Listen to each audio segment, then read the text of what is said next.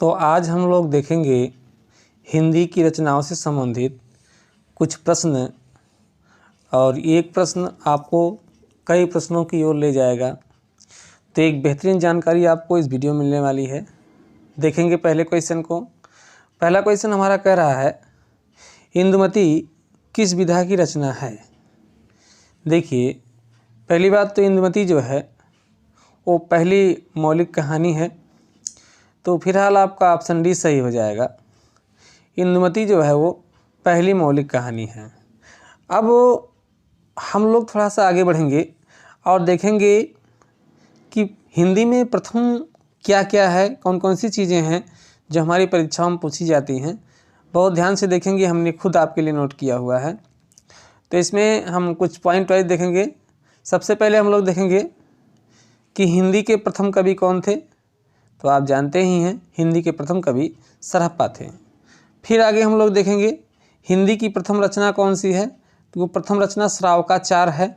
श्रावकाचार के लेखक जो हैं वो देवसेन हैं। चलिए, फिर है हिंदी साहित्य की प्रथम रचना कौन है। हिंदी साहित्य की प्रथम रचना, यहाँ ना तो पूछा गया कहानी ना उपन्यास, कुछ नहीं, केवल पूछा गया प्रथम रचना कौन सा है। तो पृथ्वीराज रासो है, जिसके लेखक चंद्रबरदाई हैं। चंद्रबरदाई एक आदिकालीन कवि हैं और इन्होंने हिंदी की पहली रचना लिखी है जिसका नाम है पृथ्वीराज रासो। ठीक, और आगे बढ़ेंगे तो हम लोग थोड़ा सा देखेंगे आगे। एक मिनट, तो आगे क्या दिया है। आगे है हिंदी के प्रथम सूफी कवि। जी हाँ, हिंदी के प्रथम सूफी। बता दें सूफी कवि किसको कहा जाता है।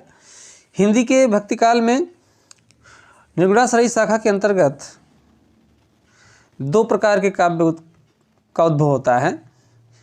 एक तो है ज्ञानाश्रयी और एक है प्रेमाश्रयी। प्रेमाश्रयी के कवियों को जो है सूफी कहा गया। इसमें हिंदी की जो प्रथम सूफी कवि है वह है मुल्ला दाऊद। मुल्ला दाऊद को प्रथम सूफी कवि कहा जाता है।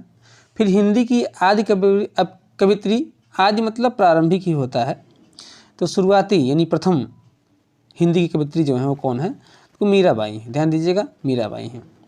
फिर है कृष्ण भक्त काव्य का सबसे प्रसिद्ध जो काव्य है वो सूरसागर है, आप जानते हैं, जिसके लेखक सूरदास जी हैं। भक्तिकाल को हिंदी काव्य का स्वर्ण युग कहा जाता है, तो सभी लोग जानते हैं। लेकिन ये घोषित किसने किया, मतलब कहा किसने, तो जॉर्ज ग्रियर्सन कवि हैं, उन्होंने हिंदी के भक्तिकाल को स्वर्णकाल कहा है। चलिए और आगे बढ़ते हैं। हिंदी की आदि कवित्री तो आप जान ही चुके हैं, मीराबाई है। कृष्ण भक्ति काव्य का सबसे प्रसिद्ध सूरसागर सूरदास का है, आप सब जान चुके हैं। आगे बढ़ते हैं। आगे आपको कुछ और क्वेश्चन मिलेंगे, जैसे छायावाद की प्रथम कृति कौन सी है। तो छायावाद की प्रथम कृति जो है वो झरना है, ये जयशंकर प्रसाद की है।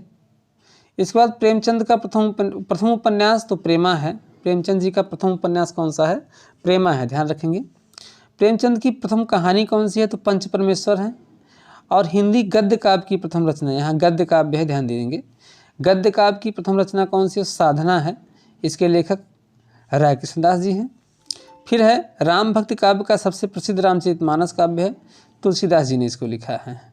और आगे बढ़िए और देखते हैं हम लोग कुछ और रचनाओं को जो हिंदी में प्रथम के लिए प्रसिद्ध हैं। फिर है हिंदी के लिए प्रथम साहित्य अकादमी पुरस्कार, तो हिम तरंगिणी को मिला है। लेखक कौन है, माखनलाल चतुर्वेदी हैं। इन्होंने एक और लिखा है ऐसे ही, हित तरंगिणी, एक हिम तरंगिणी। ज्ञानपीठ पुरस्कार से सम्मानित प्रथम हिंदी साहित्यकार कौन है, तो पंत हैं। इनकी रचना है चिदम्बरा। चिदम्बरा पर इनको जो है हिंदी साहित्य का ज्ञानपीठ पुरस्कार मिला हुआ है।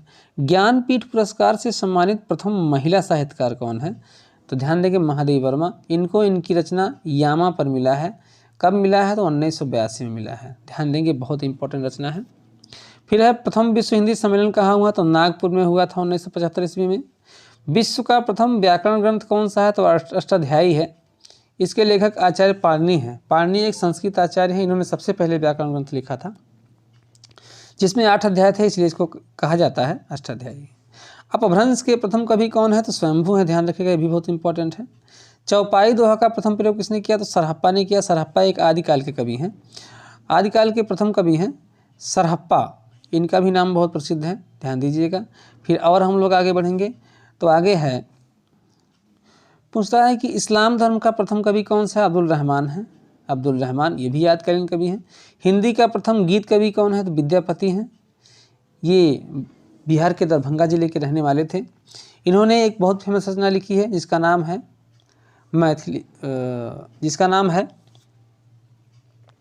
मैथिली भाषा में लिखा है, माफ़ कीजिएगा मुझे याद नहीं आ रहा है, विद्यापति हैं, ठीक, पदावली, सॉरी याद आ गया, पदावली उन्होंने लिखा है। फिर है मुकरी मतलब बुझनियों की शुरुआत किसने किया? तो अमीर खुसरो ने किया है।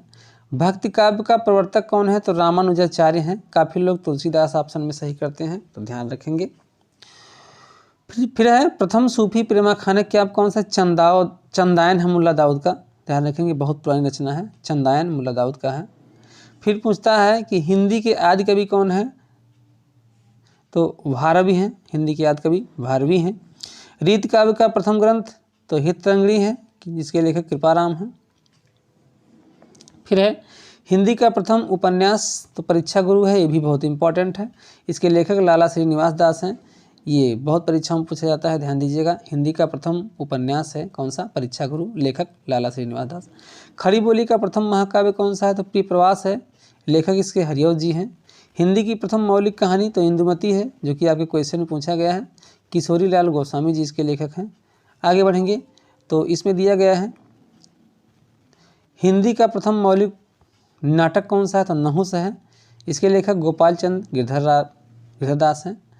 नहुस है, इसमें थोड़ा सा मिस्टेक हुआ है, नहुस में खस्टिस्सा होना चाहिए, तो ये इस प्रकार से है नहुस, ठीक। आगे बढ़ते हैं, और कुछ क्वेश्चन आपके बचे हुए हैं जिसमें हम लोग देखेंगे। हिंदी का प्रथम एकांकी एक घूंट है, जयशंकर प्रसाद ने लिखा है। हिंदी का प्रथम आत्मकथा अर्धकथानक है, इसके लेखक बनारसी दास जी हैं। और हम लोग आगे देखेंगे तो हिंदी में प्रथम जीवनी तो ये जो है दयानंद दिग्विजय नाम की एक जीवनी है, ये हिंदी की प्रथम जीवनी है, गोपाल शर्मा इसके लेखक हैं। और आगे बढ़ेंगे, हिंदी में प्रथम संस्मरण कौन सा है? तो लंदन यात्रा है, महादेव वर्मा इसकी लेखिका हैं। हिंदी का प्रथम रेखा चित्र तो लक्ष्मीपुरा है, ये बहुत पूछा जाता है, लेखक इसका पूछा जाता है, शिवदान सिंह चौहान जी हैं। प्रथम हिंदी पत्र कौन सा है? बहुत इंपॉर्टेंट ये भी है आपके लिए।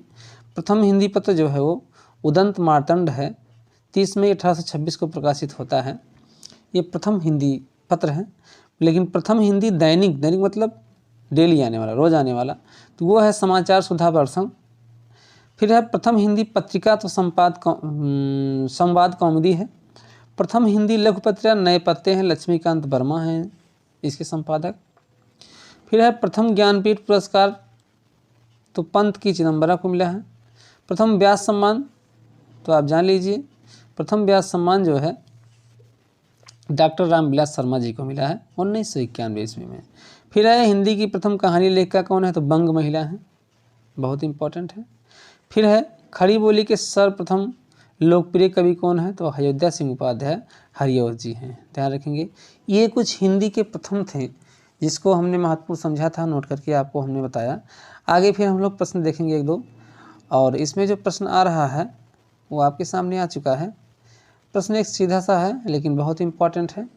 पूछता है कि मधुशाला किसकी रचना है? अब देखिए, हालाबाद के कवि हैं जिनका नाम है हरिवंश राय बच्चन।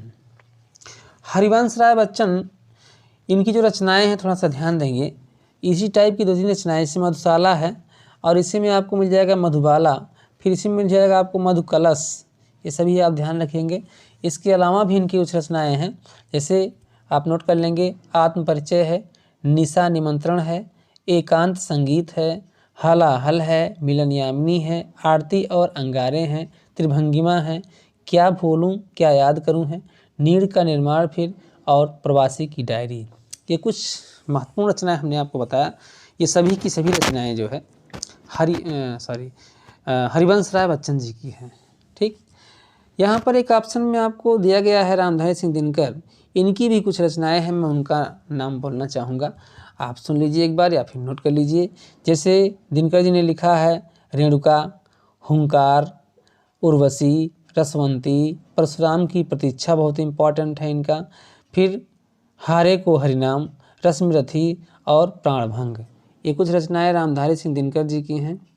हरिओं जी की अगर हम लोग बात करें तो इनकी कुछ रचनाएं मैं बताना चाहूँगा, जिसमें सबसे इम्पोर्टेंट है ठेठ हिंदी का ठाठ, अधकिला फूल, वैदेही वनवास, पारिजात, रसकलश, चुपदे चौपदे, चौखे चौपदे और पद्म प्रसून। ये सभी इम्पोर्टेंट रचनाएं हैं किसकी, हरिऔध जी की। और पंत जी की भी हम कुछ रचनाएं आपको बताना चाहेंगे। सबसे पहले तो पंत का एक रचना है चिदम्बरा। चिदम्बरा पर इनको ज्ञानपीठ का पुरस्कार मिला है, अभी आपने पढ़ा। इसके बाद इनकी रचनाएं हैं उच्छ्वास है, ग्रंथि है, वीणा है, पल्लव है, पल्लविनी है, गुंजन है, ग्राम्य है, स्वर्णधूलि है, लोकायतन है। और लोकायतन में इन्होंने गांधी जी के लिए कुछ लिखा है। तो सुमित्रानंद पंत की इतनी सारी रचनाएं महत्वपूर्ण हैं। फिर थोड़ा सा हम लोग आगे बढ़ेंगे और कुछ और प्रश्नों को देखेंगे। तो आगे हम देखते हैं, क्वेश्चन हमारे सामने आ चुका है। ये क्या है, ये भी बहुत फेमस क्वेश्चन है। कहता है कि भारत भारती किसकी रचना है। जी हाँ, भारत भारती किसकी रचना है। तो फिलहाल भारत भारती जो है वो मैथिली शरण गुप्त जी की रचना है। ऑप्शन आपका दूसरा सही हो जाएगा, ऑप्शन बा सही हो जाएगा। और हम बताते हैं आपको मैथिली शरण गुप्त जी की कुछ और रचनाएं, जिसमें इनके सबसे पहले महाकाव्य में दो महाकाव्य महत्वपूर्ण है, साकेत है और यशोधरा है। जी हाँ, याद रखिएगा, एक तो इनका क्या है, साकेत है, और दूसरा इनका क्या है, यशोधरा है। ये याद रखिएगा, बहुत इंपॉर्टेंट इनके महाकाव्य हैं। आगे और बढ़ते हैं, तो इनकी कुछ रचनाएं हैं, जिसमें खंडकाव्य में है जयद्रथ वध है, और इसके बाद भारत भारती है, पंचवटी है, द्वापर है, नहुस है। एक बहुत इंपॉर्टेंट इनकी रचना है किसान, और उर्मिला है, इनकी बहुत इंपॉर्टेंट रचना है। फिर है रंग में भंग, और एक इनकी रचना है जिसका नाम है हिडिम्बा। जी हाँ, हिडिम्बा इनकी रचना है, इसको भी आप लोग याद रखेंगे। ये सभी इंपॉर्टेंट रचनाएं हैं किसकी, मैथिली शरण गुप्त जी की। और इनके अलावा हम लोग एक ऑप्शन में आप देख रहे हैं सियाराम शरण गुप्त। जी हाँ, सियाराम शरण गुप्त ये भी माने जाने लेखक हैं हिंदी के। इनकी कुछ रचनाएं हम आपको बताना चाहेंगे, जिसमें एक इनकी रचना है मौर्य विजय, एक है अनाथ, एक दुर्वा दल है, आर्द्रा है। जी हाँ, इम्पॉर्टेंट रचना है, एक देखिए आर्द्रा इनकी जो है वो इम्पॉर्टेंट रचना है। आर्द्रा के अलावा और हम लोग देखें तो आत्मोत्सर्ग है, और एक है नकुल। ये सभी सियाराम शरण गुप्त जी की रचनाएं हैं। जयशंकर प्रसाद जी की तो बात ही क्या है, ये छायावाद के प्रवर्तक हैं। इनकी रचनाओं में इनकी एक कविता है उर्वशी। और आगे देखें तो इनकी जो रचनाएं हैं उसमें है आर्यों का उद्धार, कानन कुसुम, प्रेम पथिक, चित्रधार। इनकी एक इम्पॉर्टेंट रचना है झरना। झरना इन्हीं की रचनाओं में है आंसू, आंसू के बाद लहर, और लहर के बाद कामायनी। कामायनी इनकी ऐसी रचना है जिसमें 15 सर्ग हैं, और ये बहुत ही इम्पोर्टेंट है। इसमें इसके जो चरित्र हैं उनका भी नाम भी पूछा जाता है, जैसे मनु है, श्रद्धा है, ईड़ा है, इन सब का नाम बहुत ज़्यादा पूछा जाता है। और एक कुमार नाम के भी इसमें किरदार हैं। तो ये जयशंकर प्रसाद जी के बारे में हमने कुछ आपको बताया। और एक ऑप्शन बचता है वर्मा जी का, तो महादेव वर्मा जी के बारे में भी थोड़ा सा हम लोग जान लेते हैं। इनकी रचना है निहार, रश्मि, नीरझा, सांदगीत, यामा, दीपशिखा, सप्तवर्णा, जिसमें यामा पर इनको 1982 में ज्ञानपीठ का पुरस्कार भी मिल चुका है। तो ये कुछ क्वेश्चन के बारे में थोड़ा सा कुछ था। चारों ऑप्शन हमने देखा, चारों ऑप्शन को पढ़ा, और इस प्रकार हम लोग आगे बढ़ रहे हैं। और थोड़ा सा एक सन को लेकर क्वेश्चन है, इसमें आपसे पूछ रहा है कि आधुनिक काल का समय जो है वो कब से कब तक का है। तो देखिए, आपको एक हम समय बताना चाहेंगे। अगर हम लोग देखते हैं तो 650 ईस्वी से चल करके 1350 ईस्वी तक ये आपका आदिकाल हो जाता है। फिर 1350 से लेकर के 1650 तक ये आपका क्या हो जाता है, भक्तिकाल हो जाता है। फिर 1650 से अगर हम लोग आगे बढ़ेंगे तो 1850 तक ये आपका जो है रीतिकाल हो जाता है। और 1850 से अब तक का जो समय है वो आपका आधुनिक काल का समय होता है। तो ये कुछ हमने समय लमसम आपको बता दिया। आधुनिक काल का समय पूछा है तो देखिए, सन में थोड़ा सा इसमें जो है 2-4 साल का इधर उधर होता है, कई विद्वानों का कई मत है। फिलहाल हम लोग इसमें अगर हम देखते हैं तो पूछा है आधुनिक काल का समय, तो ये आपका दिया है 1843। ये तो हो नहीं सकता, हाँ सॉरी, ये आपका हो सकता है क्योंकि हमने आपको 1850 लिखाया है। 1847 से अब तक का जो समय है वो आधुनिक काल का समय है। ऑप्शन इसलिए आपका सही हो जाएगा, ऑप्शन ए सही हो जाएगा। ठीक, चलिए आगे बढ़ते हैं। आगे हम लोग बढ़ेंगे तो इसमें एक और क्वेश्चन आ चुका है और ये क्वेश्चन आपका है किसके बारे में, ये रीतिकाल के बारे में क्वेश्चन है। जी हाँ, रीतिकाल के बारे में क्वेश्चन है। ज़रा ध्यान देंगे, हम लोग रीतिकाल के बारे में कुछ महत्वपूर्ण चीज़ें समझेंगे। इसमें पूछा क्या है, मतिराम किस युग के लेखक हैं, तो स्पष्ट है मतिराम जो है वो रीतिकाल के लेखक हैं। अब देखिए रीतिकाल के लेखकों को जो है वो 3 कैटेगरी में जो है वो बांट दिया गया है। सबसे पहले तो हम लोग देखेंगे एक जो कैटेगरी है वो है रीतिबद्ध। जी हाँ, एक कैटेगरी क्या है, रीतिबद्ध। दूसरा क्या है, दूसरा है रीति सिद्ध। जी हाँ, दूसरा है रीति सिद्ध। और तीसरा है रीति मुक्त। रीति मुक्त, ये 3 कैटेगरी में है रीतिकाल के सभी कवि। तो सबसे पहले हम लोग देखेंगे कुछ रीतिबद्ध कवियों को, जिसमें आपके लिए आते हैं चिंतामणि त्रिपाठी हैं, महाकवि भूषण हैं, मतिराम हैं, जसवंत सिंह हैं, सुखदेव मिश्र हैं, तोषनिधि हैं और कुलपति मिश्र हैं, देव हैं। इतने कवि आपके रीतिबद्ध में आते हैं। सबसे इम्पॉर्टेंट है रीति सिद्ध, जिसमें गागर में सागर भरने वाले कवि बिहारी आते हैं। जी हाँ, बिहारी आते हैं। बिहारी एक रीति सिद्ध कवि हैं, इस बात को आप जरूर याद रखिएगा। और इन्हीं के साथ साथ रसनिधि, कवि वृंद, सेनापति और इसी में नेवाज कवि और इसी में एक कवि और आपके आते हैं जिनका नाम है पजनेस, याद रखिएगा, ये भी इसमें आते हैं पजनेस। ये सभी कवि कैसे कवि हैं, तो रीतिबद्ध कवि हैं। बाकी कुछ रीतिमुक्त कवि हैं जिसमें घनानंद, आलम, ठाकुर, बोधा, दिजदेव, ये रीति मुक्त कवि हैं। तो याद रखिएगा, बहुत इसका क्वेश्चन पूछा जाता है कि निम्नलिखित में से कौन सा रीतिमुक्त कवि है, कौन सा रीतिबद्ध है, कौन सा रीतिसिद्ध है। तो आप सिंपली रीतिबद्ध में याद रखिएगा 3-4 कवियों का नाम, चिंतामणि का नाम याद रखिएगा, भूषण का नाम याद रखिएगा, मतिराम का नाम याद रखिएगा। और रीतिबद्ध में आप बिहारी लाल और रसनिधि और सेनापति, इन 3 कवियों का नाम याद रखिएगा। और रीतिमुक्त में आप घनानंद, आलम, बोधा, दिजदेव और ठाकुर, इन 3-4 कवियों का नाम याद रखिएगा। तो ये हमने आपको बताया कुछ थोड़ा बहुत कुछ रीतिकाल के बारे में। अगर बात करें हम लोग जो है ये भक्तिकाल के बारे में, अगर भक्तिकाल के बारे में हम लोग बात करें तो भक्तिकाल के जो कवि हैं उसमें तुलसीदास हैं, तुलसीदास के बाद सूरदास हैं, सूरदास के बाद हम लोग देखते हैं तो कबीरदास हैं, कबीरदास के बाद कौन है, तो वो हैं मलिक मोहम्मद जायसी। ये इतने कवि जो है महत्वपूर्ण है आपके। तो इसमें जो है आदिकाल है, आदिकाल प्रारंभिक काल है, जिसके महत्वपूर्ण कवि जो पृथ्वीराज रासो जिन्होंने लिखा है चंद्रबरदाई हैं, याद रखेंगे। तो इस प्रकार से हमने एक छोटे से वीडियो में, एक छोटी सी क्लास में बहुत ढेर सारी चीज़ों को पढ़ा। क्लास आपके लिए रोज़ मिलती रहेंगी। चैनल पर अगर नए हैं तो चैनल को सब्सक्राइब जरूर कर दीजिएगा, बेल आइकन प्रेस कर दीजिएगा और लाइक ज़रूर करिएगा। चलिए तो मिलते हैं फिर अगले वीडियो में, तब तक के लिए जय हिंद।